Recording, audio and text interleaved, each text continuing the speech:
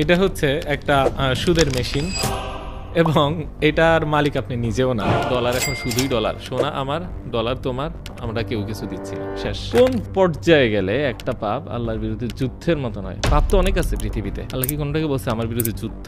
কিন্তু সে কি করে? সমান সমান টাকা ফেরত দেয় এবং বলে আপনি মুদারাবা সিস্টেমে বিনিয়োগ করছেন। চরম মিথ্যাচার যাকে বলে। এটা কিভাবে সম্ভব যে টাকা রাখার আগে আমি নিশ্চিত 10% প্রফিট হবে এবং তার কম্পিটিটর বলছে 9%? একসময় পুরো দেশে কিন্তু হয়ে যাবে, কিন্তু দেশের অর্থনীতি কিছু বদলাবে না, আপনার ভাগ্য বদলাবে না। আপনার সিস্টেমটা এটা পুরো এগেইনস্ট, একদম নতুন একটা সিস্টেম, পিওর 100% একটা হালাল সুন্দর সিস্টেম। সবচেয়ে বড় ব্যাপার কি, যে মানুষটা কোনো মদ খাইতো না তাকে বোতল ধরাই দিয়ে বলতেছি কত টাকা প্রিন্ট হয়েছে আর কত টাকা ঋণ হয়েছে। আপনি দেখবেন যে বাংলাদেশে যে টাকা আছে তার চেয়ে বেশি ব্যাংক ক্রেডিট। এটা একটা মজার জিনিস যে আসলে আমরা অর্থনীতির বইতে এমনকি ক্লাস 5 থেকে পর্যন্ত কোনোদিন সুদের বিরুদ্ধে কিছুই পাইনি। ছোটবেলা থেকে সুদ কষার অঙ্ক করছেন, জাকাত কষার অঙ্ক কিন্তু করেন নাই। এই জাকাতকে ইসলামের মূল 5 স্তম্ভের একটা দিয়ে দিছে, মানে অর্থনীতি ইসলামে কত গুরুত্বপূর্ণ।